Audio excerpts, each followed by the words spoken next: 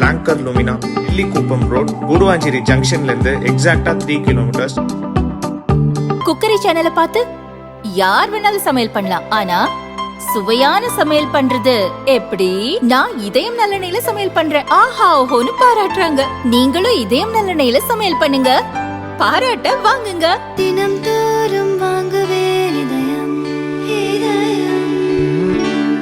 தினமல நேயர்களுக்கு அன்பான வணக்கங்கள். நம்மோட மூத்த பத்திரிகையாளர் கோலாகல சீனிவாஸ் இணைந்திருக்கிறாங்க. சார் வணக்கம். வணக்கம் சார், சமீபத்தில் நடைபெற்ற சட்டப்பேரவை தேர்தல் மகாராஷ்டிரா, ஜார்க்கண்டில் ஏன் தவற விட்டாங்க பாஜக? ரொம்ப உழைப்பை போட்டிருந்தாங்க, ஆர்எஸ்எஸ்லாம் ஒப்பனிச்சு. பாஜக எல்லா நேரத்தில் உழைச்சிட்டு தான் இருக்காங்க. ஜார்க்கண்டில் எல்லா நேரத்துலையும் அவங்க வெற்றி பெற்றதும் கிடையாது, எல்லா நேரத்துலையும் தோற்றதும் கிடையாது. ஜார்க்கண்டுங்கிற மாநிலத்தினுடைய ஃபஸ்ட்டு சீஃப் மினிஸ்டரே பிஜேபியை சேர்ந்த பாபுலால் மராண்டி தான். ஸோ பலமுறை இவங்க வென்றதும் உண்டு, தோற்றதும் உண்டு. இந்த தடவை ரொம்ப கடுமையாக உழைச்சாங்க. குறிப்பாக பழங்குடியினரை ஒன்றுபடுத்துவதற்கான வனவாசி கல்யாண் அப்படிங்கிற ஆர்எஸ்எஸ் அமைப்பு, அவங்களெலாம் தீவிரமாகவே பணியாற்றினாங்க. எல்லாம் நடந்தது. ஆனால் அங்கே வேறு சில எதிர்பாராத சில ஃபேக்டர்ஸ், சில முக்கியமான எதிர்மறையான விளைவுகளை உருவாக்கிட்டு. என்னென்னா, எப்போதுமே பிஜேபி வேறு ஒரு ஸ்டைலில் ஒர்க் பண்ணும். இப்போ ஒரு உதாரணம் சொல்கிறேன். இப்போ ஹரியானான்னு எடுத்துக்கோங்க. ஹரியானாவில் பவர்ஃபுல் கம்யூனிட்டி ஜாட். இந்த பவர்ஃபுல் கம்யூனிட்டியை வச்சுட்டு காங்கிரஸ் ஒரு ஜாட் சென்ட்ரிக் பாலிட்டிக்ஸை முன்னெடுக்கிறப்போ நான் ஜாட்ஸை ஃபுல்லாக அவங்க கன்சாலிடேட் பண்ணுவாங்க. இது எல்லா இடத்துலையும் நடக்கும். இதே போல் மகாராஷ்டிராவை எடுத்துக்கோங்க. மகாராஷ்டிராவில் மராட்டி சென்ட்ரிக் ஒரு பாலிட்டிக்ஸை காங்கிரஸும் அது சார்ந்த எதிர்க்கட்சிகளும் முன்னெடுக்கிறப்போ, மராட்டி ரிசர்வேஷன் அப்படி இப்படின்னு போகிறப்போ, ஹிந்துஸ்லேயே இருக்கக்கூடிய நான் மராட்டிஸை ஃபுல்லாக அவங்க கன்சாலிடேட் பண்ணுறாங்க. ரைட்டா? இப்படி ஒவ்வொன்றும் இருக்குது. அதே போல் ஆரம்பத்திலிருந்தே ஜார்க்கண்டை பொறுத்தளவில், ஜார்க்கண்டில் இருக்கக்கூடிய பழங்குடியினர் ஒரு பக்கம்னா, இந்த பழங்குடியினர் அல்லாத ஓபிசிஸ் அத்தனை பேர் அவங்கள ஒன்றுபடுத்தக்கூடிய ஒரு பாலிட்டிக்ஸை தொடர்ந்து பிஜேபி செய்து வருகிறது. அதில் வெற்றி கண்டதும் உண்டு. இப்போ மோடி ஆட்சிக்கு வந்ததற்கு பிறகு 2014 2019 வரைக்கும் இங்கே பிஜேபி ஆட்சி தான் இருந்தது. ரகுபர் தாஸ் சீஃப் மினிஸ்டராக இருந்தார். அவர் ஜார்க்கண்டினுடைய ஓபிசி. ஸோ இதெல்லாம் நடந்திருக்கு. இந்த தடவையும் அதே முயற்சியில் அவங்க ஈடுபட்டாங்க. சரி, இது வழமையான ஒரு விஷயம்.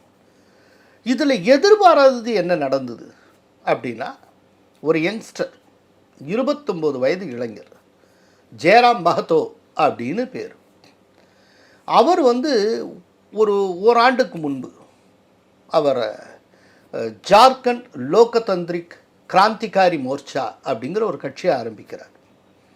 அவர் ஜார்க்கண்டில் இருக்கக்கூடிய ஓபிசியில் ரொம்ப ஒரு ப்ராமினன்ட் ஓபிசியாக இருக்கக்கூடிய குர்மி அப்படிங்கிற சமூகத்தை சார்ந்தவர். அந்த குர்மி சமூகத்தினுடைய மிக முக்கியமான தலைவராக எமர்ஜ் ஆகிறார். அதாவது இதுக்கு முந்தின குஜராத்தில் இதுக்கு முன்னால் நடந்த தேர்தலுக்கு முந்தின தேர்தலில் திடீர்னு ஹர்திக் பட்டேல் சமூகத்தினுடைய மிக பெரும் தலைவராக உருவெடுத்தார். உங்களுக்கு ஞாபகத்தில் இருக்கும். அப்போ அவருக்கு வயசு 27 28, அவ்வளோ சின்ன வயசு. அந்த டயத்தில் அல்பேஷ் டாக்கூர் அவர் மிக முக்கியமான தலைவர், ரொம்ப யங்ஸ்டர். அவங்கெல்லாம் உருவெடுக்கிறாங்க. அதே போல் ஒரு யங்ஸ்டர், குர்மிங்கிற ஓபிசி சமூகத்தை சார்ந்த யங்ஸ்டரான ஜெயராம் மஹத்தோ ஒரு விஸ்வரூபம் எடுக்கிறார். அவர் என்ன பண்ணுறார் அப்படின்னா, இந்த ஜார்க்கண்டில் இருக்கக்கூடிய 81 தொகுதிகளில் 71 தொகுதியில் தன்னுடைய கேண்டிடேட்ஸை போடுகிறார். இதில் ஜார்க்கண்ட் முக்தி மோர்ச்சாவுடைய கேண்டிடேட்டை 10,000 ஓட்டு வித்தியாசத்தில் தும்ரி அப்படிங்கிற தொகுதியில் அவர் தோற்கடிக்கிறார். அவர் ஃபஸ்ட்டு எலெக்ஷனில் ஜெயிச்சிருக்காரு 10,000 ஓட்டு வித்தியாசம் ஜேஎம்எம் கேண்டிடேட்டை. ஸோ அப்போ என்ன ஆகுதுன்னா, இவங்க ஓபிசியை கன்சாலிடேட் பண்ணணும்னு பிஜேபி பார்க்குறாங்க. இவர் ஓபிசி ஓட்டை ஸ்ப்ளிட் பண்ணுறார். இதனுடைய விளைவு பிஜேபி தோற்றது. இது நேரடியாக கிட்டத்தட்ட இந்த ஜெயராம் மஹத்தோ 14 தொகுதிகளில் பிஜேபியுடைய வெற்றியை பாதித்திருப்பதாக நான் அறிகிறேன். இன்னும் ஸ்டாட்டிஸ்டிக்ஸ் ஃபுல்லாக கைக்கு வரல, இன்னும் கொஞ்சம் ஸ்டடி பண்ண வேண்டியிருக்கு. ஆனால் மேம்போக்கான பார்வையிலேயே ஜெயராம் மகத்தோ ஒரு பெரிய பாதிப்பை பிஜேபிக்கு உருவாக்கி இருக்கிறார். இந்த பிஜேபி எந்த இடத்துல தப்பு பண்ணாங்க அப்படின்னா, ஜெயராம் மகத்தோவுடைய வளர்ச்சியை அவங்க பெருசாக கணக்கில் எடுத்துக்கல. ஜெயராம் மகத்தோ வந்து அண்டர் எஸ்டிமேட் பண்ணிட்டாங்கன்னு எனக்கு தோணுது. ஜெயராம் மகத்தோ வந்து ரொம்ப முக்கியமானவராக இவங்க கவனிச்சிருக்கணும். இவரால் பெருசாக பாதிப்பு வந்துடாது அப்படின்னு சொல்லி பிஜேபி அலட்சியமாக இருந்து விட்டதோ அப்படிங்கிற ஒரு எண்ணம் இருக்கிறது. இதே நேரத்தில் பழங்குடியினரை பொறுத்தவரையில் இப்போ நடந்து முடிந்த மக்களவைத் தேர்தலில் பழங்குடியினருக்கான அத்தனை தொகுதிகளிலுமே ஜேஎம்எம் தான் ஜெயிச்சது, பிஜேபி ஜெயிக்கலை. இதுக்கு முந்தின அசம்பிளி எலெக்ஷனில் அவங்களுக்கு உண்டான இந்த ரிசர்வ் கான்ஸ்டியூன்சிஸ் மொத்தம் 28 என்னமோ, அதில் கிட்டத்தட்ட ஒரு 2 தொகுதி 3 தொகுதி தவிர மற்ற எல்லாத்துமே ஜேஎம்எம் தான் ஜெயிச்சது. ஏற்கனவே ஜார்க்கண்டை பொறுத்தளவில் பழங்குடியினர் வந்து கொஞ்சம் கொஞ்சமாக பிஜேபியிடமிருந்து தள்ளி நிற்க தொடங்கியிருக்கிறார்கள். அதுக்கு கவுண்டராகத்தான் இவங்க ஓபிசியை கன்சாலிடேட் பண்ணுறதுன்னு ஒரு புதிய உத்தியை கையில் எடுத்தாங்க. இப்போ ஓபிசி கன்சாலிடேஷனையும் உடைக்கிற மாதிரி ஓபிசிக்குள்ளே இருந்த ஒரு லீடர் அவர் வந்து ஓட்டம் பிரிக்கிறார். இதில் தான் ஜார்க்கண்டில் பிஜேபி தோல்வி அடைந்தது. ஓபிசியை அவங்க கன்சாலிடேட் பண்ணுறதுக்கு ஒர்க் பண்ணத மாதிரியே அங்கே மலைவாசிகள், பிர்சா முண்டா, இவங்களெல்லாம் பயங்கரமாக ஒரு, அதாவது எப்படின்னா அந்த பழங்குடியினரில் இருக்கக்கூடிய ஒரு நேஷனலிசத்தை அவங்க கிண்டில் பண்ணாங்க. அதன் மூலமாக கன்சாலிடேட் பண்ணுறதுக்கு முயற்சி பண்ணாங்க. ஆனால் அதே நேரத்தில் ஒரு குற்றச்சாட்டை தொடர்ந்து பிஜேபி வைத்தது. இந்த பழங்குடியினருக்குள்ள ஊடுருவல்காரர்கள் ஊடுருவி விட்டார்கள், நிறைய மதமாற்றம் நடந்திருக்கிறது, அதன் மூலமாக ஒரு டெமோகிராஃபிலே ஒரு பெரிய மாற்றம் வரும் போல இருக்குது அப்படின்னு சொல்லிட்டு அவங்க சொல்லியிருந்தாங்க. ஸோ பழங்குடியினரில் பல பேர் வந்து முஸ்லீமாக மதம் மாறி இருக்கிறார்கள் அப்படிங்கிற அந்த டோனில் அவங்க நிறைய சொல்லியிருந்தாங்க. பட்டு மதம் மாறினால் மதம் மாறாவிட்டாலும் அவங்களுக்கு தானே ஓட்டு போடுவாங்க. அப்படிங்கிறப்ப அந்த ஓட்டு எப்படி போகும்? அது ஒன்று இருக்குல்ல. இன்னொரு விஷயம் இருக்குங்க, என்னென்னா இதில் பல பேர் இப்போ சொல்கிற விஷயம் என்னென்னா, ஹிமந்த பிஸ்வ சர்மா ஜார்க்கண்டுடைய எலக்டோரல் இன்சார்ஜாக இருந்தார். ஹிமந்த பிஸ்வ சர்மா ஒரு ஸ்ட்ராட்டஜிஸ்ட்டு, எலக்டோரல் இன்சார்ஜ். அவர் பிஹைண்ட் த ஸ்க்ரீன் சத்தம் இல்லாமல் ஒர்க் பண்ணணும். அங்கே களமாட வேண்டியவர்கள் யார் அப்படின்னா ஜார்க்கண்டை சார்ந்த தலைவர்கள், அதுதான் எப்போதுமே.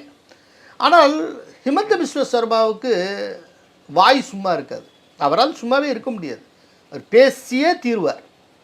இப்போ இதே நேரத்தில் வந்து அஸ்வினி வைஷ்ணவ் இங்கே மகாராஷ்டிராவில், அதே போல் ஆர்எஸ்எஸ்டைய ஜென்ரல் செக்ரட்டரியாக இருக்கக்கூடிய அதுல் லிமாயி, அவங்க தான் பெரிய ஸ்ட்ராட்டஜிஸ்ட் அங்கே ப்ளே பண்ணாங்க. அவங்க குரல் எங்கேயா கேட்டுதா? அவங்க பின்னால் இருந்து வியூகம் வகுப்பாங்க, ராஜதந்திரங்களை கொண்டு போவாங்க. ஆனால் முன்னால் இருந்து கொண்டு செலுத்துகிற யாருன்னா ஏக்நாத் ஷிண்டே, தேவேந்திர ஃபட்னவிஸ், அஜித் பவாராக இருப்பாங்க. அந்த மன்னனுடைய தலைவர்கள் அதை ப்ரெசென்ட் பண்ணணும். ஆனால் இங்கே என்ன ஆச்சு அப்படின்னா, ஜார்க்கண்டில் பிஜேபி சைடு நடந்த 2வது மிகப்பெரிய தவறு, ஹிமந்த பிஸ்வ சர்மா நிறைய பேச விட்டாங்க. அதை வந்து ஹேமந்த் சோரன் கரெக்டாக பிடிச்சிட்டு மேடைக்கு மேடை அவர் பேசினார். என்ன, ஜார்க்கண்டில் களமாடுவதற்கும் ஜார்க்கண்டில் தேர்தல் அரசியல் செய்யறதுக்கும் ஒரு ஜார்க்கண்டை சேர்ந்த ஒரு தலைவர் பிஜேபிக்கு கிடைக்கலையா? அதுக்கு எதுக்கு வடகிழக்குலேருந்து ஒரு ஆளை வந்து இறக்குமதி செய்கிறாங்க? ஏன் அஸ்ஸாம்லேருந்து ஒருத்தர் வருகிறார்? ஜார்க்கண்டில் ஒரு அரசியலை முன்னெடுக்கிறதுக்கு ஜார்க்கண்டை சேர்ந்த நம்முடைய மண்ணின் மைந்தர்கள் யாரும் அவர்களுக்கு இல்லையா? அதுக்கு என்னவோ டெல்லியிலேருந்து வர்றாங்க, அஸ்ஸாம்லேருந்து வர்றாங்க, ஏன் ஜார்க்கண்ட்லேருந்து ஒருத்தரும் வரல? அதாவது இந்த இந்த லோக்சபா எலெக்ஷன் அப்போ ஒடிஷாவில் என்ன விதமான பிரச்சாரத்தை அதே மாதிரியான பிரச்சாரத்தை ஜார்க்கண்டில் ஹேமந்த் சோரன் மேற்கொண்டார். உங்களுக்கு ஒடிஷாவில் என்ன நடந்தது? பாண்டியன் அப்போ வந்து ஏன் ஒரு நவீன் பட்நாயக்கு ஒடிஷாவை சேர்ந்த ஒரு தலைவர் யாருமே கிடைக்கலையா? எங்கேயோ இருக்கிற ஒரு இடத்துல சவுத்துலேருந்து தான் ஒருத்தர் வந்தாகணுமா அப்படின்னு சொல்லிட்டு அந்த ஒரு ஒரு மண் சார்ந்த பெருமிதத்தை கிளப்பி விட்டாங்க, அந்த உணர்வை, மாநில உணர்வை கிளப்பினாங்க இல்லையா? அதே போல் ஹிமந்த பிஸ்வ சர்மா சம்பந்தமாக ஹேமந்த் சோரன் கிளப்பினார். ஆக்சுவலாக ஹிமந்த பிஸ்வ சர்மா வந்து பேசியிருக்கவே கூடாது. அவர் வந்து ஒரு ஸ்ட்ராட்டஜிஸ்ட்டு, அவர் எலக்ட்ரல் இன்சார்ஜ். பின்னால் பிஹைண்ட் த ஸ்க்ரீன் தான் அவர் வந்து ஒரு சூத்திரதாரியாக இயங்கி இருக்கணும். பட் அவரே ஒரு தலைவர் மாதிரி மேடைக்கு மேடை முடங்கிக்கிட்டே இருந்தார். சரி, அவர் வந்து ஒரு நேரேட்டிவ் செட் பண்ணுறாரு. ஊடுருவல்காரர்கள் வந்து விட்டார்கள், பழங்குடியினருக்குள்ள ஊடுருவி விட்டார்கள், மதமாற்றம் நிறைய நடந்திருக்கிறது, தேவையில்லாத விஷயம். அதனால வந்து தேவை இருக்கு இல்லைங்கிறது இல்லை. இதை யார் சொல்லியிருக்கணும் அப்படின்னா ஜார்க்கண்டை சேர்ந்த தலைவர்கள் சொல்லியிருக்கணும். இப்படி சொல்லுப்பான்னு சொல்லி ஹிமந்த பிஸ்வ சர்மா அவங்கள்ட்ட சொல்லியிருக்கணும். அதை ஹிமந்த பிஸ்வ சர்மா சொன்னது தான் தப்பு சார். யார் சொன்னால் எங்கே எடுக்கும் அங்கே தான் சார் எடுக்கும். இப்போது அஸ்ஸாமில் இதே மாதிரி வாதத்தை தான் சார் ஹிமந்த பிஸ்வ சர்மா வச்சார். அஸ்ஸாம் அவருடைய ஸ்டேட்டாக அது எடுபட்டு இல்லை. இப்போ அந்த இடத்துல ஹிமந்த பிஸ்வ சர்மாவுக்கு பதிலாக வேறு ஏதோ மாநில தலைவர் வந்து அங்கே இந்த வாதத்தை வச்சுட்டு இருந்தாருன்னா கிளிக் ஆகுமா? ஸோ இடம்பொருள் ஏவல்னு இருக்குல்ல, எந்த இடத்துல யார் சொல்லணும்னு இருக்குல்ல, இது ஒரு நல்ல ஐடியா, இது ஒரு அருமையான சிந்தனை. இந்த சிந்தனையை அவர் வந்து ஜார்க்கண்டை சார்ந்த தலைவர்கள்ட்ட கொடுத்துருக்கணும். இதை வந்து கேரி பண்ணுங்க, மாநிலம் முழுக்க கொண்டு போய் மக்கள்கிட்ட கொண்டு போய் சேருங்க, இது ரொம்ப முக்கியமான விஷயம். இதுதான் ஸ்ட்ராட்டஜி. இந்த ஸ்ட்ராட்டஜியை வந்து அவர் மாநில தலைவர்கள்ட்ட ஷேர் பண்ணிட்டு விட்டுறணும். மாநில தலைவர்கள் பார்த்துக் கொள்வார்கள். அதுக்கப்புறம் ரொம்ப முக்கியமானது இன்னொன்று என்னென்னா, இப்போ மகாராஷ்டிரா ஒரு கம்பேரிசனுக்காக சொல்கிறேன். மகாராஷ்டிராவில் எடுத்துக்கோங்க. இப்போ காங்கிரஸ் உள்ளிட்ட எதிர்க்கட்சிகள் தரப்பில் சிஎம் கேண்டிடேட்னு யாராவது அனௌன்ஸ் பண்ணாங்களா? இல்லை. அதனால போட்டி மட்டும் இருந்துச்சு. அதனால உங்களுக்கு பிஜேபி சைட்லையும் யாரையும் அனௌன்ஸ் பண்ணலாம். அங்கே அனௌன்ஸ் பண்ணலாம், ஸோ இங்கே அனௌன்ஸ் பண்ணலாம், அது ஒரு இஷ்யூவே கிடையாது. ஆனால் ஜார்க்கண்டில் வெற்றி பெற்றால் ஹேமந்த் சோரன் தான் முதல்வன் சொல்லியாச்சு. அப்படின்னா உங்கள் சைடில் யார் முதல்வர்ங்கிறத நீங்கள் அடையாளப்படுத்தி இருக்கணும்ல. இப்போ முதல்வர் கேண்டிடேட்டை நீங்கள் சொல்லாமல் ஒரு தேர்தலை சந்திச்சா சார், எதிர்த்தரப்பில் இப்போ இதே தப்பத்தான் லோக்சபா எலெக்ஷனில் காங்கிரஸ் சைடில் பண்ணுவாங்க. பிஜேபி சைடில் ஜெயிச்சால் மோடின்னு தெரியும். அப்போனா உங்கள் சைடில் யாருன்னு சொல்லணும்ல, சொல்லாமலே தேர்தலை சந்திக்கிறது. இப்போ அதே போல் ஜார்க்கண்டில் அவங்க சொல்லிட்டாங்க ஜெயிச்சால் ஹேமந்த் சோரன் எல்லாருக்கும் தெரியும். அப்படின்னா பிஜேபி சைடில் யாருன்னு தெரியப்படுத்தணும்ல, அது பாபுலால் மராண்டே யாருன்னு சொல்லணும்ல. ஒத்தரையும் எம்பவர் பண்ணல, யார் சிஎம் கேண்டிடேட் அப்படிங்கிறத அடையாளப்படுத்தலை. அப்போ அதுவே கொஞ்சம் பலவீனமாயிடுது. இல்லை, அந்த நேரத்தில் கூட ஜேஎம் வெற்றி பெற்றால், இந்த கூட்டணி வெற்றி பெற்றால் ஜார்க்கண்டில் உள்ளவங்க உங்களை ஆட்சி செய்வார்கள், பாஜக கூட்டணி ஆட்சி வந்துனா டெல்லியில் உள்ளவர்கள் ஆட்சிக்கு வருவாங்க அப்படின்னு ஒரு பிரச்சாரம் உள்ளுக்குள்ள போயிட்டு இருக்கு. இதை கவுண்டர் பண்றதுக்கு கூட ஒருத்தர் அவங்க ஏன் கொண்டு வரல? இல்லை, இது பிரச்சாரமாவே போச்சுது. அதாவது டெல்லியிலேருந்து ஒருத்தரை கொண்டு வராங்கன்னா இப்போ சிஎம்மா வந்து டெல்லியை சார்ந்த ஒருத்தரை ஒன்றும் யாரும் வச்சிட அப்படி பிரச்சாரம் பிஜேபி சைடில் பிரச்சாரம் நடந்தது. இதுக்கு முன்னால் பிஜேபி சாரில் பல பேர் வந்து சிஎம்மா இருந்திருக்காங்க. பாபுலால் மராண்டி இருக்கார், ரகுபர் தாஸ், எல்லாருமே ஜார்க்கண்டை சேர்ந்தவங்க தான், அதெல்லாம் இல்லாமல் இல்லை. பட்டு என்னென்னா இந்த விதமான விஷயத்தை முன்னெடுத்தது முதல்ல ஜார்க்கண்ட் தலைவர்கள் முன்னெடுத்திருக்கணும் ஒன்று. இன்னொன்று இன்றைக்கே பிஜேபிக்குள்ளே ஃபார்மர் சீஃப் மினிஸ்டர்ஸ்னால் 2-3 பேர் தேர்வாங்க, அவ்வளோ பேர் இருக்காங்க.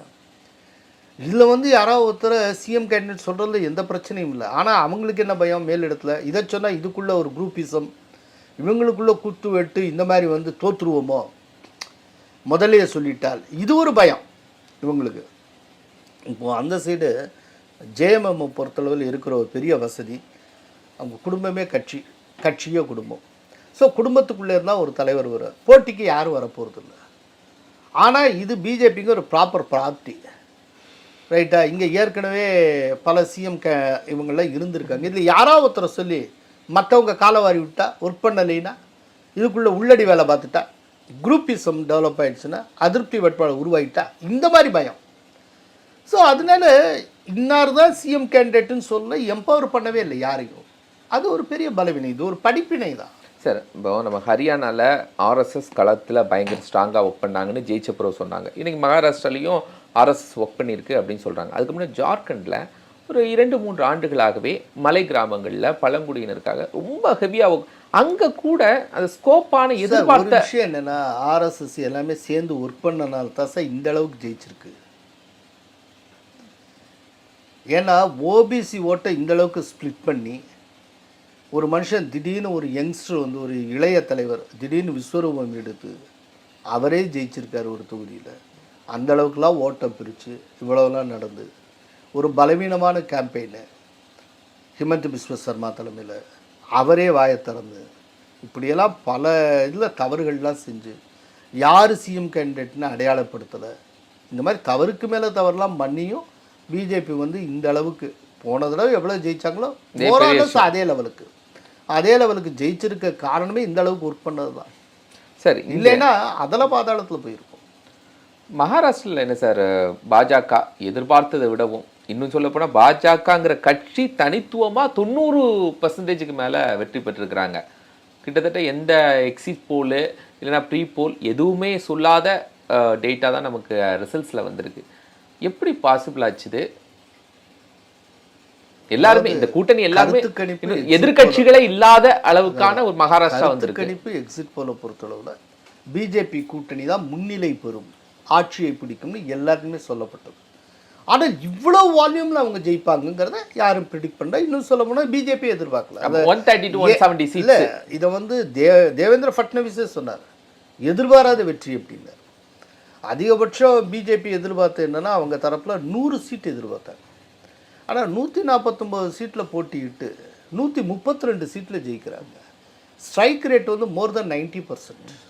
பிரமாதமான ஒரு வெற்றி. சரி, இந்த வெற்றிக்கு என்ன காரணம்? அது ஒரு முக்கியமான கேள்வி. அதாவது சில பேர் வாயை திறந்து பைத்தியக்காரத்தனமாக ஏதாவது சொல்லி போக, அதாவது எலெக்ஷனில் எதெல்லாமோ ஸ்விங் ஆகும். அங்கே வந்து ஒரு மௌல்வி, ஒரு இஸ்லாமிய மதபோதகர், அவர் வந்து ஏற்கனவே இன்னும் அந்த லோக்சபா எலெக்ஷனில் கொஞ்சம் ஜெயிச்சதில் அந்த ஒரு மதமதப்புலேருந்து வெளியிலேயே வராதவர், அவர் வந்து சில மோசமான கருத்துக்களை வெளியிட்டார். என்னென்னா பிஜேபிக்கு சார்பாக யாரெல்லாம் வாக்களிக்கிறாங்களோ அவங்க அத்தனை பேரையும் நம்ம புறக்கணிப்போம் அப்படின்னு சொல்லி அவர் பேசினார். பேசினதும் அதை கையில் எடுத்து ஒரு பெருசாக சுற்றி நாங்கள் பார்க்கணும். இந்த மாதிரியெல்லாம் போயிட்டுருக்கு. அதனால் படேங்கே தோ கடேங்கே, நாம் ஒன்றுபடலைன்னா வீழ்வது நிச்சயம். நமக்கு எதிரான சக்திகள் ஒன்றாகி விட்டார்கள். இன்றைக்கி எவ்வளோ தைரியமாக இவ்வளோ இந்துஸ் இருக்கிற இடத்துல அவரால் பேச முடிகிறது? யார் கொடுத்த தைரியம்?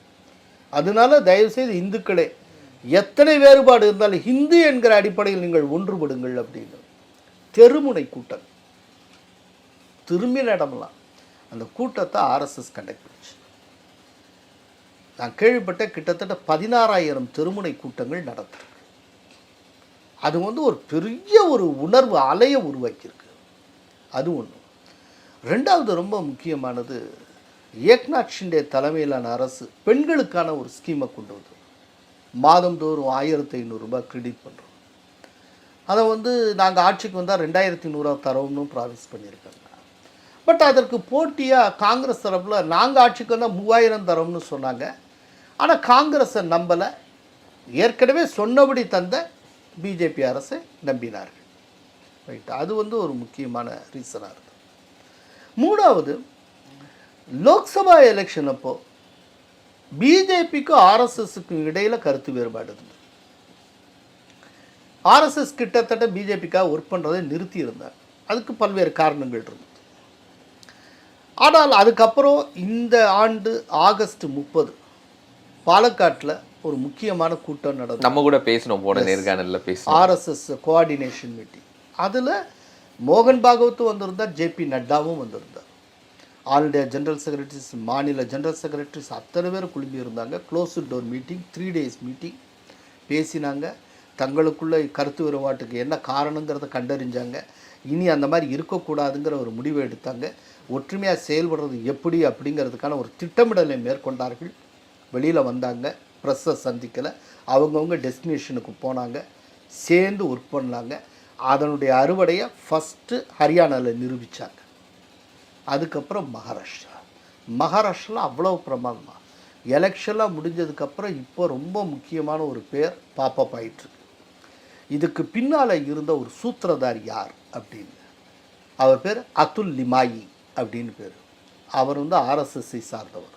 ஆர்எஸ்எஸ்னுடைய ஜெனரல் செக்ரட்டரி, 54 வயது.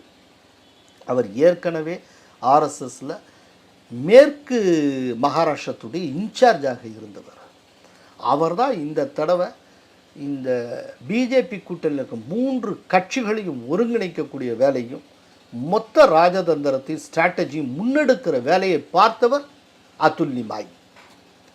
அவர் சத்தமே இல்லாமல் மிகப்பெரிய வேலையை பார்த்துருக்கிறார். எல்லாம் எலெக்ஷனில் முடிஞ்சதுக்கப்புறம் இப்போ தான் சொல்கிறாங்க யாருன்னு. எலெக்ஷன் நடக்கிற வரைக்கும் இந்த வெற்றிக்கு பின்னால் அதுல் நிமாய்ங்கிற ஒரு மாமனிதர் இருக்கிறார் அப்படின்னு ஒருத்தருக்கு தெரியாது. அவ்வளோ சீக்ரெட்டாக இருந்தது அவருடைய ஸ்ட்ராட்டஜி. ஒவ்வொரு இடத்துக்கு இடம், தொகுதிக்கு தொகுதி பார்த்து பார்த்து பார்த்து பார்த்து இந்த தடவை சான்ஸே எடுக்கலை. 2024 லோக்சபா தேர்தல் அப்போ ஒரு அரகன்ஸ், ஒரு அகங்காரம் பிஜேபி சைடில் இருந்தது. இந்த தடவை ரொம்ப ஹம்பிளாக இருந்தாங்க. இந்த தடவை அதாவது இந்த அரகன்ஸை தேர்தலாக முடிஞ்சதுக்கப்புறம் மோகன் பாகவத் சுட்டி காட்டி பேசியிருக்கிறார். மோடியை விமர்சனம் பண்ணியும் பிஜேபி விமர்சனம் பண்ணி பேசுகிறப்போ இதெல்லாம் சுட்டி காட்டி இருக்கிறார். ஸோ அதெல்லாம் இல்லாமல் ரொம்ப ஒரு பணிவாக, ரொம்ப ஒரு ஹம்பிளாக இந்த எலெக்ஷனை அத்தனை பேருமே ஃபேஸ் பண்ணாங்க. இந்த டயத்தில் பார்த்து ஒரு அபசகனம் மாதிரி சிவாஜியோட சிலை அடித்த மழையில் விழுந்தது. விழுந்தப்போ மோடி மீண்டும் மீண்டும் மன்னிப்பு கேட்டார். ஏக்நாத் ஷிண்டே சொன்னார், இந்த சிலை விழுந்ததுக்காக நான் 100 முறை மன்னிப்பு கேட்கிறேன். தேவேந்திர ஃபட்னவிஸ் மன்னிப்பு. எல்லாருமே ரொம்ப அடக்கமாக பணிவோடு இருந்தாங்க. ஆனால் பழைய அகங்காரத்தோட திமிரோடு காங்கிரஸ் நடந்து கொண்டது. காங்கிரஸை நீங்கள் என்ன சொல்லிட்டு இந்த 2024 இந்த லோக்சபா எலெக்ஷன் அப்போ வந்தால் இவங்க கான்ஸ்டிடியூஷனையே மாற்றிடுவாங்க, அதை மாற்றிடுவாங்க, அப்புறம் ரிசர்வேஷனையே தூக்கிடுவாங்க, கடாக்கட் கடாக்கட் கடாக்கட் எல்லாம் சொல்லி பண்ணிட்டு இருந்தாங்க. இந்த டயத்தில் பார்த்து பிஜேபிக்கு ஆர்எஸ்எஸ்க்கு ஆகாமல் இருந்தது. அதுக்கு முன்னால் போன மே மாதம் ஜேபி நட்டா அவர்கள் இந்தியன் எக்ஸ்பிரஸுக்கு கொடுத்த இன்டர்வியூவில் ஒரு காலத்தில் பிஜேபிக்கு ஆர்எஸ்எஸ் உள்பட பல சங் பரிவார அமைப்புகள் தேவைப்பட்டன. இன்றைக்கு மோடி என்கிற தனி மனிதரே பிரம்மாண்டமாக வளர்ந்திருக்கிற காரணத்தினால் நாங்கள் யாரையும் சார்ந்திருக்க வேண்டிய அவசியம் இல்லாமல் போய்விட்டது அப்படிலாம் சொன்னார். அதுதான் இந்த அரகன்ஸ். இன்றைக்கி அதை உணர்ந்திருக்கிறாங்க. பாலக்காடு மீட்டிங்க்கு அப்புறம் அவங்கவுங்களுடைய இடம் என்னங்கிறது அவங்கவுங்களுக்கு உணர்த்தப்பட்டது. இன்றைக்கி ஒழுங்காக ஜெல்லாகி பிரமாதமாக ஒர்க் பண்ணாங்க. அதே போல் யோகி ஆதித்யநாத் அதே போல் இன்னொன்று மராட்டி கார்டு எடுத்தாங்க. மராட்டி ரிசர்வேஷன் அப்படின்னு கொண்டு வந்தாங்க. இந்த மராட்டி கார்டு எடுத்தப்போ இந்த இடத்துல அதுல் நிமாயோட ஒர்க்கை நீங்கள் பார்க்கணும். மராட்டி லீடர்ஸ் ஒவ்வொருத்தரையும் தனித்தனியாக அவர் சந்தித்தார். அவங்களுக்கு உத்தரவாதம் தந்தார். முதல்ல ஏற்கனவே தேவேந்திர ஃபட்னவிஸ் இருந்தப்போ மராட்டி ரிசர்வேஷனுக்கு பாடுபட்டதே பிஜேபி, ஃபட்னவிஸ் தான். அப்போ அதை எதிர்த்து நீதிமன்றத்துக்கு போனதே காங்கிரஸ் லீடர்ஸ் தான், நாங்கள் இல்லை. இன்னைக்கு மராட்டி ரிசர்வேஷனுக்காக பாடுபடுகிறவர் என்று சொல்லிக்கொள்ளக்கூடிய மனோஜ்குமார் ஜாரங்கே அவர் சரத்பவாருடைய பேச்சை கேட்டுக்கொண்டு வேண்டுமென்றே தூண்டி விட்டு கொண்டு இருக்கிறார். மராட்டி ரிசர்வேஷனுக்கு பிஜேபி பாடுபட்டு இருக்கிறது. காங்கிரஸ் இதுவரைக்கும் என்ன கமிட் பண்ணியிருக்கு? அந்த கோர்ட்டுக்கு கேஸை கொண்டு போய் அதுக்கு தடை வாங்கினவங்க அத்தனை பேருமே காங்கிரஸ்காரர்கள் அப்படிங்கிறது எடுத்து சொன்னார். திரும்பவும் ஆட்சிக்கு நாங்கள் வந்தோம்னா இப்போ அந்த கேஸுடைய மேல்முறையீட்டு மனு சுப்ரீம் கோர்ட்டில் இருக்குது. சுப்ரீம் கோர்ட்டில் உங்களுக்கு ஆதரவான கருத்துக்களை மகாராஷ்டிரா அரசின் சார்பில் நாங்கள் தெரிவிப்போம். உங்களுக்கு ரிசர்வேஷன் கிடைக்கிறதுக்கு நாங்கள் பாடுபடுவோம், அதில் நாங்கள் உடன்பாடோடு இருக்கோம். ஆனால் கோர்ட்டில் இருக்குது. கோர்ட்டில் அந்த கேஸ் சுப்ரீம் கோர்ட்டில் இருக்கிறப்ப நீங்களும் நானும் முடிவெடுக்க முடியாது. ஆனால் முடிவெடுக்கும் இடத்தில் இருந்து முடிவினை எடுத்த போது உங்களுக்கு ஆதரவாகத்தான் தேவேந்திர ஃபட்னவிஸ் எடுத்தார் அப்படிங்கிறத மறந்துடாங்க. அதை வேணும்னே ஜாரங்கே மறைத்து இருக்கிறார் அப்படிங்கிறத ஒவ்வொரு இடத்துலையும் இந்த மராட்டி லீடர்ஸ் போய் தனித்தனியாக பார்த்து எல்லாத்தையும் உணர்த்தினார். அதே போல் இந்த ஃபார்மர்ஸ் டிஸ்ட்ரெஸ்ஸு, சோயாபீன் ஃபார்மர்ஸ் சரியாக விலை கிடைக்கல அப்படிங்கிறப்போ இவங்களா ஆளாளுக்கு மானாவாரியாக காங்கிரஸ் சைட்லேருந்து நாங்கள் அவ்வளவு குறைந்தபட்ச ஆதார விலை, மினிமம் சப்போர்ட் ப்ரைஸ் இவ்வளோ கொடுப்போம் அவ்வளோ கொடுப்போம் அப்படின்னா. ஆனால் அதுக்கு ரொம்ப ரீசனபிளாக இவங்க சொன்னாங்க. என்ன அப்படின்னா, உங்களுக்கு ஆக்சுவலாக நீங்கள் என்ன எக்ஸ்பெக்டேஷன் அந்த குறைந்தபட்ச ஆதார விலை அதுக்கு குறைவாக போச்சு அப்படின்னா அந்த பேலன்ஸை நாங்கள் கொடுப்போம். இப்போ 4000 ரூபாய் உங்களுக்கு அப்படின்னா, ஆனால் கடைசியில் போன விலை சந்தையில் போன 3500 தான் போயிருக்குன்னா மீதி 500 நாங்கள் உங்களுக்கு கொடுப்போம் அப்படின்னு சொல்லி உத்தரவாதம் கொடுத்தாங்க. இதெல்லாம் அக்ரிகல்ச்சர் இது அது கொடுத்து ஆல்ரெடி செயல்பாட்டுக்கும் வந்தாச்சு. இந்த இவர் விஷயத்தை பொறுத்தளவில் ஏக்நாத் ஷிண்டே அதை செயல்பாட்டுக்கும் கொண்டு வந்தார். அதோடு மட்டுமல்ல, விவசாயிகளுக்கு இலவச மின்சாரம், மின் கட்டணத்தில் சலுகை இதெல்லாம் ஏற்கனவே அமல்படுத்தினாங்க. இதெல்லாம் சேர்ந்து அங்கே வந்து விவசாயிகளை வச்சுட்டு ஒரு கார்டு ப்ளே பண்ணணுன்னு பார்த்தாங்க, அதுவும் முறியடிக்கப்பட்டது. இதெல்லாம் தான் மிகப்பெரிய வெற்றிக்கு காரணம். மகா யுதி கூட்டணியில் யோகி ஆதித்யநாத் என்ன பண்ணுறாங்க, ஸ்டார் கேம்பெயின் என்ன பண்ணுறாங்க, நீங்கள் சொன்ன மாதிரி பிரிந்தால் வீழ்வோம், ஒன்றால் நம்ம என்ன பண்ணுவோம் வாழ்வோம் அப்படிங்கிறதெல்லாம் கொண்டு போனாங்க. அது ரெண்டாவது வந்து மோடி என்டாஸ் பண்ணி அதை பேசுகிற இதெல்லாம் ஒரு பெரிய. இந்த பக்கம் அது யோகி ஆதித்யநாத்தினுடைய பார்ட்டிங்க என்ன இருக்குங்கிறது. இன்னொரு பக்கம் நீங்கள் சரத்பவாரை சாதாரணமாக இடம் போட்ட முடியாது. அவருக்கும் ஒரு வாழ்வா சாவா போராட்டம், தன் கட்சியை மீட்கக்கூடியது. உத்தவ் தாக்கரேக்கும் தன் கட்சியை மீட்கக்கூடியது. காங்கிரஸ் தாண்டி இவங்க ரெண்டு பேருக்கும் ஒரு பெரிய வலி இருக்குது. அடுத்த பயணமும் இது அந்த வெற்றி மட்டும் இல்லை. அவங்க எப்படி சாதாரணமாக இதை கொண்டு போனாங்க? அவங்கள்ட்டையும் ஒரு வேகம் சாதாரணமெல்லாம் கொண்டு போகல, ஸ்ட்ராட்டஜிக் பிளண்டர் பண்ணாங்க. அந்த ஸ்ட்ராட்டஜிக் பிளண்டர் எங்கே ஆரம்பிச்சது அப்படின்னா தொகுதி உடன்பாட்டில் ஆரம்பிச்சது. அதாவது மகாராஷ்டிரத்துக்குன்னு ஒரு சைக்கு உண்டு சார், ஒவ்வொரு ஸ்டேட்டுக்கும் ஒரு உளவியல் உண்டு. மகாராஷ்டிரா உளவியல் என்ன அப்படின்னா, இப்போது ஒரு குறிப்பிட்ட கட்சி ஒரு குறிப்பிட்ட மண்டலத்தில் ஒரு ரீஜனில் ஸ்ட்ராங்னு வச்சுக்கோங்க, குறிப்பிட்ட தொகுதியில் ஸ்ட்ராங் அப்படின்னா அந்த கட்சிக்காரங்க தான் போட்டியிடணும். ஆமாம், ரைட்டா? அந்த கட்சியை தவிர்த்து வேற ஒரு கட்சியை சேர்ந்தவர், ஈவன் கூட்டணியை சார்ந்தவர் போட்டியிட்டாலும் அவர் தோற்பார், ரைட்டா? இதை வந்து பிஜேபியில் கரெக்டாக புரிஞ்சுக்கிட்டு இருந்தாங்க.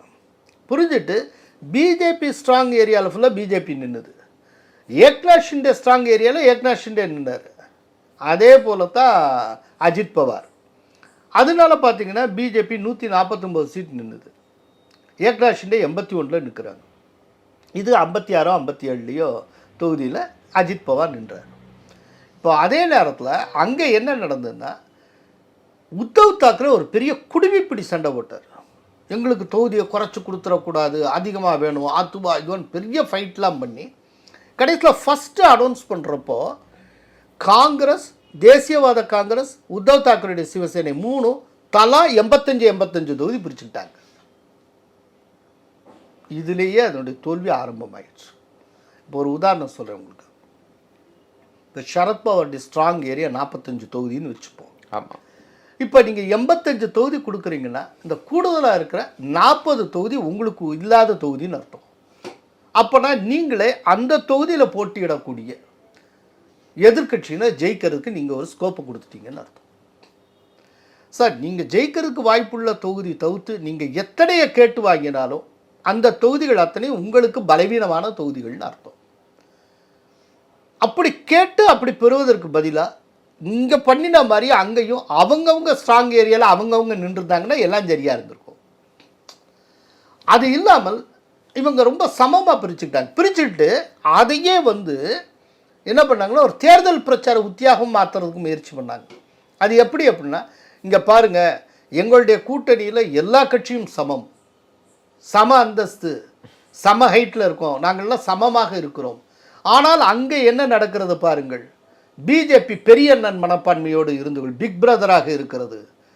அதற்கு 149 சீட்டு. ஆனால் ஏக்நாத் ஷிண்டே 81. சிவசேனையை பிஜேபி எப்படி நடத்துகிறது என்பதற்கு இது உதாரணம் அப்படின்னு சொன்னாங்க. இதில் தான் முதல்ல அடி வாங்க ஆரம்பிச்சது. இந்த ஸ்ட்ராட்டஜி கம்ப்ளீட்டாக தப்பு. அதுக்கப்புறம் இன்னொன்று, இந்த தடவை எந்த விதத்தில் கோட்டை விட்டுறக்கூடாதுங்கிறதுக்காக தொகுதிக்கு தொகுதி கணக்கெடுத்தாங்க, தொகுதிக்கு தொகுதி ஒர்க் பண்ணாங்க. அதாவது ஒவ்வொரு தொகுதிக்கும் தனித்தனி ஸ்ட்ராட்டஜி. இப்போ ஒரு உதாரணம் சொல்கிறேன். ஒரு தொகுதி இருக்குது, அந்த தொகுதியில் முஸ்லீம்ஸு 40% 50% இருக்கக்கூடிய ஒரு தொகுதி, ரைட்டு?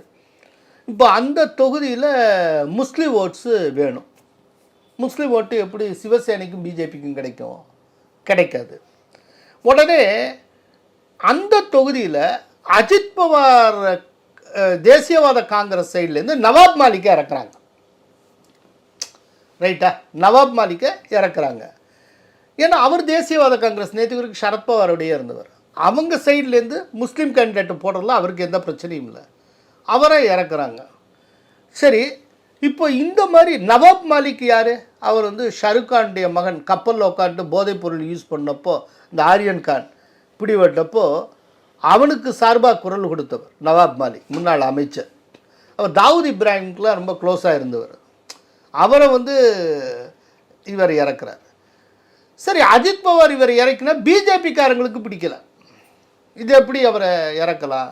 ஒரு தேச விரோதி யார் நவாப் மாலிக் அப்படின்னு சொல்லிட்டு. அப்போது பிஜேபி சைட்லேருந்து என்ன செய்கிறாங்க அப்படின்னா, ஏக்நாத் ஷிண்டே சிவசேனையிலேருந்து ஒரு கேண்டிடேட்டை அதே தொகுதியில் போடுறாங்க. யோசிச்சு பாருங்கள், ஒரே கூட்டணி தான். அஜித் பவார் தரப்புலேருந்து ஒரு கேண்டிடேட்டு, ஒரு முஸ்லீம் கேண்டிடேட். அதே நேரத்தில் ஏக்நாத் ஷிண்டே சிவசேனையிலேருந்தும் ஒரு ஹிந்து கேண்டிடேட்டாக போட்டாங்க. இப்போ அவங்களுடைய ஐடியா என்ன அப்படின்னா, அங்கே இருக்கக்கூடிய அங்கே வந்து யார் நிற்கிறா அப்படின்னா, சமாஜ்வாதி கட்சி சார்பில் ஒரு முஸ்லீம் கேண்டிடேட், பவர்ஃபுல் மேன். அவர் தொடர்ந்து ஜெயிச்சுக்கிட்டே வராரு அந்த தொகுதியில். அப்படிங்கிறப்போ இப்போ அவருக்கு கவுண்டர் கொடுக்கணும்னா இன்னொரு முஸ்லீமை போடணும், முஸ்லீம் ஓட்ஸை ஸ்ப்ளிட் பண்ணணும். நவாப் மாலிக் ரொம்ப பவர்ஃபுல் பர்சனாலிட்டி. அப்போது ரெண்டு பேருக்குமே அடிச்சுக்கிட்டு ஸ்ப்ளிட் ஆச்சுன்னா சிவசேனை கேண்டிடேட் ஜெயிக்கிறது கூட வாய்ப்பு இருக்குது. இப்படிலாம் பண்ணாங்க, பட் அப்படிலாம் நடக்கலை, அது வேறு விஷயம். கடைசியில் அந்த சமாஜ்வாதி கேண்டிடேட் ஜெயிச்சிட்டார், அவர் ஜெயிச்சிட்டார், அதில் வந்து பிரச்சனை இல்லாமல் ஜெயிச்சிட்டாரு. பட் அதே நேரத்தில் இப்படியெல்லாம் உத்தியை கையாண்டார்கள். அதுக்காக சொல்கிறேன், அதாவது தொகுதிக்கு தொகுதி பார்த்து ஒவ்வொரு தொகுதிக்கும் ஒவ்வொரு ஸ்ட்ராட்டஜி, அந்த மாதிரிலாம் பண்ணாங்க. ஓர்லியில் உத்தவ் தாக்கரேடைய பையன் ஆதித்ய தாக்கரே திணறி போய் தானே ஜெயிச்சார். 500 ஓட்டு கீழே போகும், 500 ஓட்டு மேலே வரும், தப்பிச்சம்பளச்சம் தானே ஜெயிச்சார். ஓர்லியில் ஒரு நாள் வரலாம், கஷ்டப்பட்டதே கிடையாது. சொந்த தொகுதி மாதிரி, ரொம்ப சொந்த தொகுதி மாதிரி. அதனால் இன்னொன்றுங்க, இது நான் டிவியில் பேசுகிறப்ப கூட இந்த கேள்வியை கேட்டாங்க. இப்போது ஜஸ்ட்டு சில மாதத்துக்கு முன்னால் மக்களவை 5 பிரமாதம் ஜெயிச்சுட்டு எப்படி இப்படி தோக்க முடியும். அப்போ நான் சொன்னேன், ஒன்றும் இல்லை, இந்த ரிசல்ட்டையே நீங்கள் எடுத்துக்கோங்க, இந்த ரிசல்ட்டில் இவ்வளோ பெரிய வெற்றி அடைகிறது பிஜேபி, அதோடைய கூட்டணி கட்சிகள்.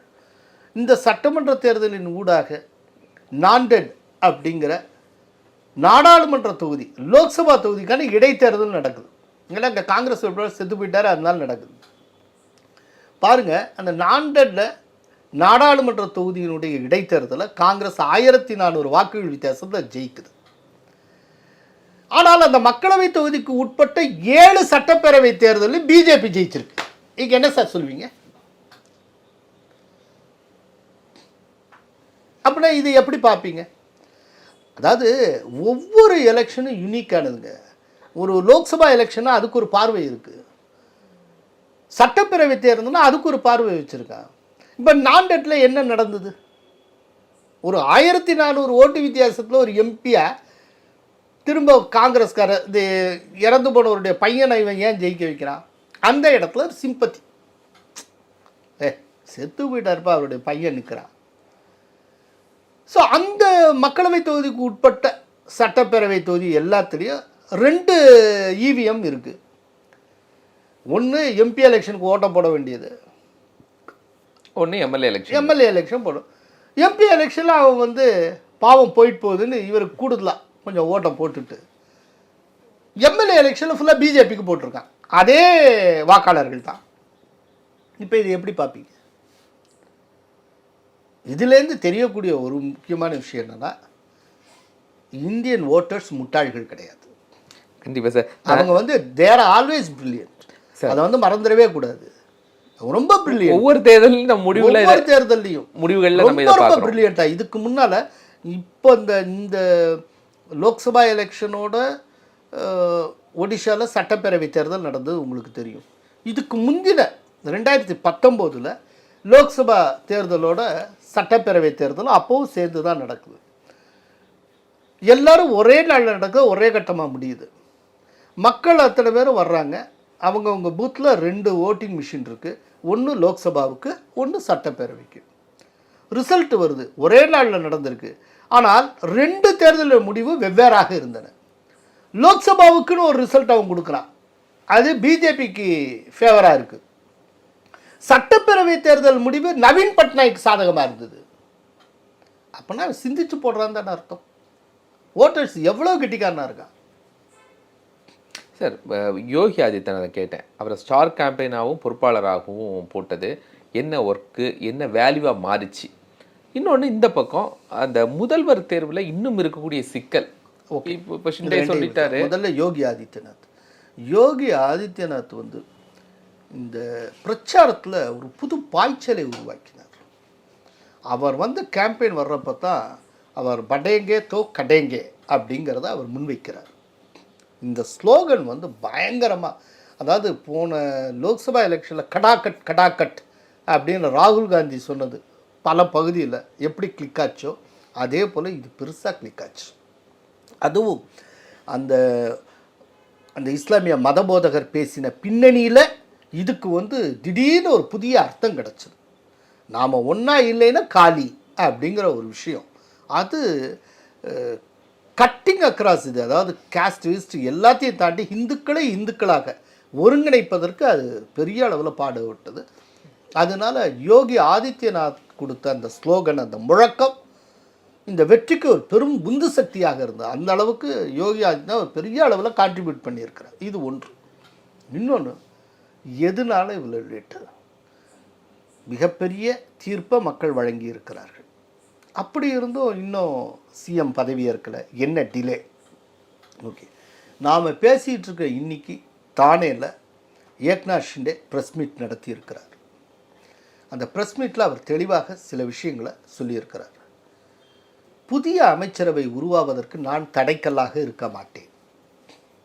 நான் நேற்றைக்கு பிரதமர் மோடியுடனும் அமித்ஷாவுடனும் பேசினேன். மோடியிடம் தெளிவாக சொல்லியிருக்கிறேன், எங்கள் குடும்பத்தின் தலைவர் நீங்கள். நீங்கள் எந்த முடிவு எடுக்கிறீர்களோ அதுதான் எங்கள் முடிவு. எந்த விதத்திலும் புதிய அமைச்சரவை உருவாக்கத்துக்கு நான் தடையாக இருக்க மாட்டேன். பிஜேபி எடுக்கிற முடிவை நாங்கள் ஏற்றுக்கொள்வோம். இதை நான் மோடியிடமும் தெரிவித்திருக்கிறேன், அமித்ஷாவிடமும் தெரிவித்திருக்கிறேன் அப்படின்னு அவர் சொல்லியிருக்கிறார். இப்போ சொன்னார். ஆனால் தேர்தல் முடிந்த உடனே அவர் ஃபஸ்ட்டு ப்ரெஸ் மீட்டு அவர் கொடுத்தார். கொடுக்கும்போது யார் அதிக இடங்களில் ஜெயிக்கிறார்களோ அவர்களுக்கு தான் முதல் பதவி அப்படிங்கிறது எதையுமே நாங்கள் பேசலை அப்படிங்கிறதையும் சொன்னார். இல்லை, அது உண்மை தானே. அது உண்மை. அப்படி ஒன்றும் பேசலை. நான் உங்களுக்கு ஒரு நினைவூட்டலுக்காக ஒன்று சொல்கிறேன். இந்த எலெக்ஷன் கேம்பெயின் நடந்துகிட்டு இருக்கிறப்போ, இந்த தேர்தலுக்கு ஒரு 20-25 நாளைக்கு முன்னால் ஒரு ப்ரெஸ் மீட்டு, தேவேந்திர ஃபட்னவிஸ், ஏக்நாத் ஷிண்டே, அஜித் பவார் 3 பேர் உட்காந்துருக்காங்க. அப்போது ப்ரெஸ் பீப்புள் கேட்குறாங்க, நீங்கள் ஆட்சியை பிடிச்சிட்டிங்கன்னா யார் முதல்வர் கேண்டிடேட்டை சொல்லாமலேயே தேர்தலை சந்திக்கிறீங்களே அப்படின்னு. இப்போ தேவேந்திர ஃபட்னவிஸ் சொன்ன வார்த்தை, யார் முதல்வர்னா கேட்குறீங்க? அந்த முதல்வர் இந்த அறைக்குள் தான் அமர்ந்து இருக்கிறார். இதோ என் அருகிலேயே இருக்கிறார் அப்படின்னு ஏக்நாத் ஷிண்டே அவர் கையை காட்டினார். ஃபட்னவிஸ் ஏக்நாத் ஷிண்டே கையை காட்டினார். இதுவும் நடந்திருக்கு. அதாவது என்ன அப்படின்னா, ஏக்நாத் ஷிண்டே வந்து சுட்டி காட்டப்பட்டார். புரியுதா? ஏக்நாத் ஷிண்டே தான் அப்படிங்கிற மாதிரியா உணர்த்தப்பட்டு இருக்கிறது. ஆனால் அதிகாரபூர்வமாக அவங்களுக்குள்ள அக்ரிமெண்ட் கிடையாது. அதிகாரபூர்வமாக இன்னார் தான் சிஎம் கேண்டிடேட்னு அனௌன்ஸ் பண்ணிவிட்டு அவங்க தேர்தலை சந்திக்கலை. இன்னொரு விஷயம், பிஜேபியை 100 சீட்டுக்கு மேலே எதிர்பார்க்கல. அதிரி புதிரியாக 132 சீட்டுன்னதும் இப்போ எல்லாமே மாறி போச்சு. இவ்வளவு பிரம்மாண்டமாக இப்போ ஏக்நாத் ஷிண்டே என்ன வாங்கியிருக்கா அது காட்டிலும் 2 மடங்கு, அந்த 2 மடங்குக்கும் அதிகமாக ஜெயிச்சுட்டு நீங்கள் பிஜேபியிலேருந்து ஒரு சிஎம் கேண்டிடேட் வரலைன்னா பிஜேபி கேடர்ஸு ஈஸியாக எடுத்துப்பானா? நீங்கள் ஏக்நாத் ஷிண்டேயை பற்றி பேசுகிறீங்க, பிஜேபியுடைய நிலையை பாருங்கள். இவ்வளோ பிரம்மாண்டமாக ஜெயிச்சுட்டு, ஏன்னா ஒவ்வொரு தடவையும் பிரம்மாண்டமாக ஜெயிச்சுட்டு இன்னொருத்தட்ட கொடுத்துட்டு போகிறதுக்கு தான் பிஜேபி ஜெயிச்சுட்டு இருக்கா. இதுக்கு முன்னாலே இதே தான் இதில் பீகாரில் நடந்தது. இல்லை, 2019 நிதிஷ்குமாரை காட்டில் கூடுதல் ஜெயிச்சு நிதிஷ்குமாருக்கு மகுடம் சுட்டிக்கிட்டே இருந்தாங்க. இல்லை, 2019 கூட பாஜக தானே அதிகம் ஜெயிச்சுது. 2019 கூட 2019 ஷிண்டேட்ட கொடுத்தாங்கல்ல. இப்போ 2019 அதிகமாக ஜெயிச்சு ஃபட்னவிஸ் தான் முதல்ல வர்றதாக இருந்தது. அப்போ தான் வந்து இவர் இங்கே அணி மாறினாரு. இந்த பக்கம் அணி மாறி உத்தவ் தாக்கரே கெடுத்தார். சரி, அன்றைக்கி இருந்த சுச்சுவேஷனில் சிவசேனையில் ஒரு பகுதியை கொண்டு வர வேண்டியிருந்தது. அப்போ ஏக்நாத் ஷிண்டேயை திருப்திப்படுத்த வேண்டியிருந்தது. ஸோ அன்னைக்கு தேதி அரசியல் அது. அதற்காக அவருக்கு ஒரு பெரிய பதவியை கொடுத்தாங்க. இல்லாட்டி ஏக்நாத் ஷிண்டே வாழ்க்கையில் என்னைக்கு சார் சிஎம் ஆகிருக்க முடியும்? பிஜேபி கொடுத்தது தானே. அவர் இதே சிவசேனையில் தொடர்ந்து இருந்தால் ஒரு மினிஸ்டராக இருந்திருப்பார். என்னைக்காவது டெப்டி மினிஸ்டர் ஆகிருக்கும், டெப்டி சீஃப் மினிஸ்டர் ஆகிருக்கும். உத்தவ் தாக்கரே, அதுக்கப்புறம் ஆதித்ய தாக்கரே, தாண்டி யோசிக்க கூட முடியாது. சிஎம் ஆகிருக்க என்னைக்காவது முடியுமா? இன்னைக்கு வந்து மகாராஷ்டிரா ஹிஸ்ட்ரியில் நீங்கள் மகாராஷ்டிரா முன்னாள் முதல்வர்கள்னு போட்டால் ஏக்நாத் ஷிண்டே பேர் வந்துடும்ல. பார்ட்டியும் கொடுத்துருக்காங்க, பார்ட்டியும் இவருக்கு கையில் கொடுத்துருக்காங்க. யாரு கொடுத்தா? பிஜேபி தானே கொடுத்தது. இத்தனைக்கு எல்லாருமே தேவேந்திர ஃபட்னவிஸ் திரும்ப பதவியேற்க போறான்னு நினைச்சுக்கிட்டு இருக்கிறப்போ திடீர்னு யாருமே எதிர்பார்க்கல ஏக்நாத் ஷிண்டேக்கு பதவின்னு கொடுத்தாங்க. தேவேந்திர ஃபட்னவிஸ் எல்லாம் நினைச்சுக்கிட்டு இருக்கிறப்போ அதுல தேவேந்திர ஃபட்னவிஸுக்கு பெரிய வருத்தம், ரொம்ப அப்செட்டாக இருந்தார். அந்த டயத்தில் வந்து தேவேந்திர ஃபட்னவிஸில் ப்ரெஸ் மீட் இதுன்றப்போ இல்லை மேலிட எது சொன்னாலும் நான் கேட்பேன், அதை கட்டுப்படுவேன் அப்படின்னு ரொம்ப ஒரு வருத்தமாக சொன்னார். உடனே அதுக்காக அப்போது ஜேபி நட்டாலேருந்து எல்லாம் பர்சனலாக ஃபோனில் பேசி அவரை சாந்தப்படுத்தினாங்க, கூல் பண்ணாங்க. அவருக்கு எவ்வளோ ஒரு வலிமிகுந்த தருணமாக அது இருந்திருக்கும். அப்படியே இருந்து பண்ணாங்களே. அதனால் ஏக்நாத் ஷிண்டேக்கு அவருடைய தகுதிக்கும் அவருடைய வெற்றிக்கும் மீறி மிகப்பெரிய ஒரு பரிசை வந்து ஏற்கனவே பிஜேபி கொடுத்துருக்கிறது. அதனால் தொடர்ந்து அதே போல் எதிர்பார்த்துட்டு இருக்க தப்புங்கிறது ஏக்நாத் ஷிண்டேக்கு தெரியும். ஏன்னா அவர்லாம் வந்து சாதாரண கிரவுண்ட்லேருந்து வந்தவர், ஒரு ஆட்டோ டிரைவராக இருந்து சிஎம் சேர் வரைக்கும் வந்தவர். அதனால் யதார்த்தம் என்னன்னு புரியும். அதை புரிஞ்சுட்டு தான் இன்றைக்கி தானேல அவர் சொல்லியிருக்கிறார். மோடி என்ன சொல்லுகிறார், நாங்கள் கேட்போம், பிஜேபி எடுக்கிற முடிவுக்கு நாங்கள் கட்டுப்படுவோம், எதற்கும் நாங்கள் தடைக்கல்லாக இல்லை அப்படின்னு அவர் தெளிவாக சொல்லியிருக்கிறார். இப்போ என்ன பண்ணுவாங்க அப்படின்னா, இப்போ ஏக்நாத் ஷிண்டே சிஎம்மாக இருந்ததுனால நான் டெப்டி சிஎம்மெல்லாம் இருக்க மாட்டேன்னு சொல்லலாம். ரைட்டு, ஏற்கனவே சிஎம்மாக இருந்த தேவேந்திர ஃபட்னவிஸ் இவர்கிட்ட டெப்டி சிஎம்மாக இல்லையா, என்ன கௌரவமாக பார்த்துக்கிட்டு இருந்தார். பட் அப்படி பார்க்க வேண்டிய அவசியம் இல்லை. ஆனால் ஒருவேளை ஏக்நாத் ஷிண்டே முடியாதுன்னு சொல்கிறதுக்கு வாய்ப்பு இருக்குது. பரவாயில்லைன்னு சொல்லிட்டு ஏக்நாத் ஷிண்டே விடலாம். ஆனால் அதே நேரத்தில் அவருடைய மகன் ஸ்ரீகாந்த் ஷிண்டே அவர் வந்து கல்யாண் தொகுதியுடைய எம்பியாக இருக்கிறார். அவருக்கு மத்தியில் கேபினெட் மினிஸ்டர் போஸ்ட் கூட தரலாம். ஏதாவது நாங்கள் ஏதாவது பண்ணிப்பாங்க, அடுத்த கட்டத்தை பண்ணுவாங்க. அதனால் இன்னும் 2 நாளில் இது ஒன்று. ரெண்டாவது இன்னொன்று தாமதத்துக்கு என்ன காரணம்னா, தேவேந்திர ஃபட்னவிஸை சிஎம் ஆக்கிறதா இல்லாட்டி பிஜேபி அகில இந்திய தலைவராக்கிறதான்னு ஒரு டாக்ஸ் ஓடிட்டு இருக்கு. ஓகே, ஏன்னா பெரிய வெற்றியை கொடுத்துருக்காரு. இதில் வந்து இந்த தாமதத்துக்கு பிஜேபி ஒரு காரணம். பிஜேபி வந்து பிஜேபி மேலிட முடிவெடுக்க முடியாமல் திணறிக்கிட்டு இருக்கு. ஓகே, ஸோ என்னன்னா, சரி அவர் ரொம்ப ஹைலி கேப்பபிள் பர்சன், ரைட்டு, அவர் ஆல் இண்டியா பாலிடிக்ஸுக்கு கொண்டு வந்து அகில இந்திய தலைவர் ஆக்கிடலாம், ரைட்டு. ஆனால் அப்படி ஆக்கிட்டால் ஏக்நாத் ஷிண்டேயும் இல்லாமல் தேவேந்திர ஃபட்னவிஸும் இல்லாமல் மூணாவது யாரை வந்து நீங்கள் சிஎம் ஆக்க முடியும்? நீங்கள் தேவேந்திர ஃபட்னவிஸ் கிடையாதுன்னா ஏக்நாத் ஷிண்டேயை தான் ஆக்கணும். அப்படி ஒரு மூணாவது யாருங்கிற சாய்ஸ் வர்றப்போ அதுக்கு எதுக்கும் துண்டு ஓட்டு வைப்போங்கிறதுனால தான் அஜித் பவாருடைய ஒய்ஃபை அஜித் பவாருக்கு சிஎம் போஸ்ட் தரணும்னாங்க. அப்படி ஒன்று இருந்தால் அப்போது லாட்ரி வந்து அஜித் பவார் பக்கம் அடிக்குதா பார்க்கலாம் அப்படின்னு. ஆனால் பிஜேபியில் இன்னொரு திங்கிங் இருக்குது. ஒவ்வொரு தடவையும் ஜெயிச்சிட்டு இருக்கப்போ அதுக்கு பொருத்தமான ஆளை வேற எங்கேயாவது தூக்கி போட்டுட்டு பிஜேபி சைட்லேருந்து ஒரு சிஎம்ஏ இல்லாமல் போயிட்டு இருக்கிறது நாளடைவில் மகாராஷ்டிரத்தில் பிஜேபியை பலவீனப்படுத்தும். அதனால் தப்பாக முடிவெடுத்துடக்கூடாது. ஸோ தேவேந்திர ஃபட்னவிஸை எம்பவர் பண்ணணும். ஏன்னா இந்த வெற்றிக்கு பின்னால் தேவேந்திர ஃபட்னவிஸுடைய உழைப்பு இருக்குது, மிகப்பெரிய உழைப்பு இருக்குது. அது ஒன்று இருக்குது. அதனால எப்படியோ என்னோட எதிர்பார்ப்பு இன்னும் 1 or 2 டேஸில் தேவேந்திர ஃபட்னவிஸ் முதல்வராக பதவியேற்பார் அப்படின்னு நான் நினைக்கிறேன். நன்றி சார். மிக்க நன்றி. நேர்களை மற்றும் ஒரு நிகழ்ச்சியில் சந்திக்கலாம். நன்றி.